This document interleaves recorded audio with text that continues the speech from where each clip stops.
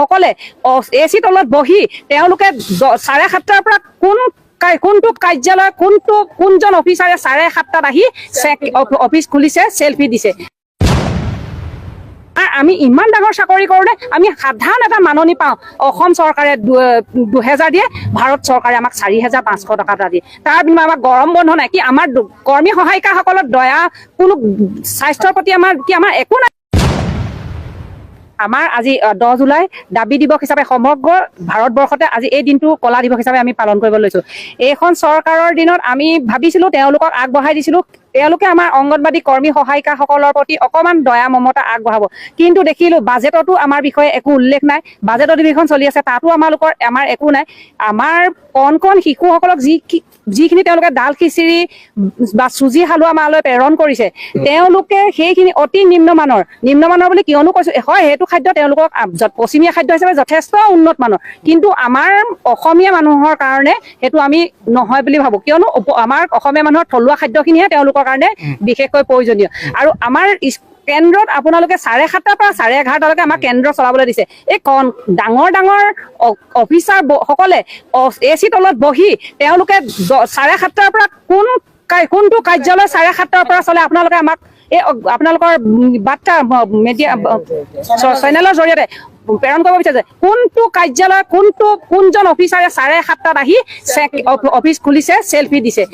আমি ইমান ডাঙৰ চাকৰি কৰোঁ আমি সাধাৰণ এটা মাননি পাওঁ।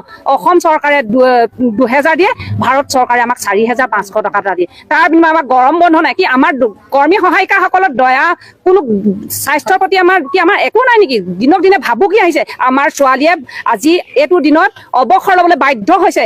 অনাগত দিনত আমাৰ বহুত ছোৱালীয়ে অৱসৰ লওঁ কৰি আছে। আমাৰ কাৰণে তেওঁলোকে আমি ৰচোন কিবা এটা ভাল পথ পাম নি বুলি আমি কৈছোঁ। তেওঁলোকে আজি পুষ্টিহীনতাত ভুগিবলগীয়া আমাৰ কণ শিশুসকল ভুগিছে। আমিয়ে যদি পুষ্টিহীনতাত ভুগোঁ তেওঁলোকক কেনেকে আমি আগবঢ়াই নিম। এইহেন গৰমত মানুহে থাকিব পৰা নাই। কেন্দ্ৰত কোনো ফেনৰ ব্যৱস্থা নাই, কোনো ব্যৱস্থা নাই, কাৰেণ্টৰ ব্যৱস্থা নাই, কিছুমানৰ পানীৰ ব্যৱস্থা নাই, কিছুমানে ভাড়া ঘৰত চলাইছে। 7:30টাৰ পৰা 7:30টালৈকে কেন্দ্ৰ চলাই আকৌ ঘৰে ঘৰে গৈ আপোনাৰ ফেমিলি চাৰ্ভে কৰাটো সম্ভৱ হয়নে বাৰু? তেওঁলোকক আপোনালোকৰ চেনেলৰ যোগেদি এটা বাৰ্তা প্ৰেৰণ কৰিব বিচাৰিছোঁ যে তেওঁ আমাৰ যিটো মাননি, সেই মাননি সলনি মজুৰি কৰি দিয়ক। আৰু তেওঁলোকে আমাৰ FRSৰ প্ৰমাণীকৰণতো বাধ্যতামূলক কৰিছে, কিন্তু এইটো বাধ্যতামূলক নহয়, কিয়নো চবৰে আধাৰ কাৰ্ডটো সম্ভৱ নহয়। আধাৰ কাৰ্ডত যদি আপুনি মোবাইল নাম্বাৰ চেঞ্জ কৰে তেতিয়াও আপোনাৰ নোসোমায়। আমাৰ বহুত হিতাধিকাৰী বঞ্চিত হৈছে। তাৰ বিনিময়ত আমাৰ কিছুমান ল'ৰা ছোৱালী বাদ পৰিছে, কমপ্লেইন আমাৰ অফিচলৈ আহে, তেতিয়া আমাৰ দিব লাগে, আমি কৈফিয়ত দিব লগা হৈছে কৰ্মী সহায়িকাসকলে। এই FRS আমি অতি শীঘ্ৰে বন্ধ কৰিবৰ কাৰণে হৈছে। আমাৰ দীৰ্ঘদিনীয়া কিছুমান পদ খালী হৈ আছে, কৰ্মী সহায়িকা পদ। এতিয়াও তেওঁলোকে সেইখিনি পদ নিযুক্তিকৰণ দিয়া নাই। তেওঁলোকে কি কৰিছে, সহায়িকা পদোন্নতি দিম বুলি তেওঁলোকক ৰখাই থৈ দিছে। সহায়িকাসকলক কামত খটুৱাইছে কেন্দ্ৰসমূহত, কিন্তু তেওঁলোকে কৰিছে কি, ৰেভিনিউ চাৰ্কুল ভিলেজৰ ভিতৰত হ'ব লাগে বুলি কৈছে। কিন্তু আমাৰ এইটো অৰ্ডাৰ, আমাৰ যিটো সন্থাৰ ফালৰ পৰা আমাৰ যিটো অৰ্ডাৰ আনিছিলে তাত আমাৰ ৰেভিনিউ ভিলেজৰ বুলি লিখা নাই। কিন্তু আমি আপোনালোকৰ চেনেলৰ যোগেদি মুখ্যমন্ত্ৰী মহোদয়ক জনাব বিচাৰিছোঁ যে খালী হৈ থকা পদসমূহ অতি শীঘ্ৰে নিযুক্তি দি পদসমূহ পূৰণ কৰক। লগতে সহায়িকাসকলৰ যিখিনি আমাৰ কৰ্মী পদলৈ পদোন্নতি হ'বলগীয়া আছে তেওঁলোকক অতি শীঘ্ৰে কোনো ৰেভিনিউ চাৰ্কুল ভিলেজৰ পদ নধৰি তেওঁলোকক অতি শীঘ্ৰে নিযুক্তি দিবৰ কাৰণে আমি অনুৰোধ জনাইছোঁ। লগতে আমাৰ অৱসৰকালীন ভাত্তাসমূহ আমাৰ ইলেকশ্যনৰ আগতে তেওঁলোকে ঢাক ঢোল বজাই কৈ দিলে যে ভোটৰ লালসাত যে আমাৰ কৰ্মী সহায়িকাসকলে অৱসৰ গ্ৰহণ কৰা 4000 টকাটো পাবলৈ তেওঁলোকে অতি শীঘ্ৰে 4 লাখ টকাটো, কিন্তু আজি পৰ্যন্ত সেই 4 লাখ টকাটো তেওঁলোকে কি কৰিলে, নিদিলে। সেই 4 লাখ টকাটো তেওঁলোকৰ হয়তো আমি ভাবোঁ, আমাৰ ধাৰণাত তেওঁলোকৰ ইলেকশ্যনৰ কামত খটাই দিলে। আজিও আমাৰ নাই। আজি আমি CB পাতিব লাগে, ইমান ডাঙৰ অনুষ্ঠান কিছুমান পাতিব লাগে, এটকা পইচা নিদিয়াকৈ কৰ্মী সহায়িকা 8000 টকাৰে তাৰ কাম কৰিব লাগে। সেই PLI দিম বুলি কৈ আজি 19 মাহৰ দিবলৈ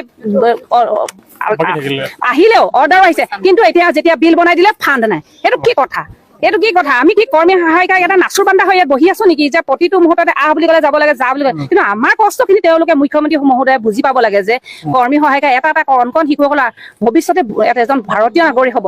তেওঁক যদি আমিয়ে আগবঢ়াই নিনো, কোন সকলে আগবঢ়াই নিব আপোনালোকে কওকচোন। আপোনালোকে মুখ্যমন্ত্ৰী মহোদয়ক মই বিনম্ৰ আমাক হাতযোৰ অনুৰোধ জনাইছোঁ যে আপোনালোকে আমাৰ কৰ্মী সহায়িকাৰ কথা অকণমান হ'লেও চিন্তা কৰি, অন্য ৰাজ্যত যেনেকৈ নিজৰ চৰকাৰে গ্ৰেচুৱেটি দিয়া ব্যৱস্থা কৰিছে, দৰমহা অন্ততঃ 10,000 টকা বৃদ্ধি কৰিছে, তাৰ ওপৰত আমি 10,000, 12,000, 15,000 আমাক কৰি দিয়ক। আমি তেতিয়া যি কাম কৰে আমি তাৰ কাম কৰিবলৈ আমি প্ৰস্তুত আছোঁ। আমি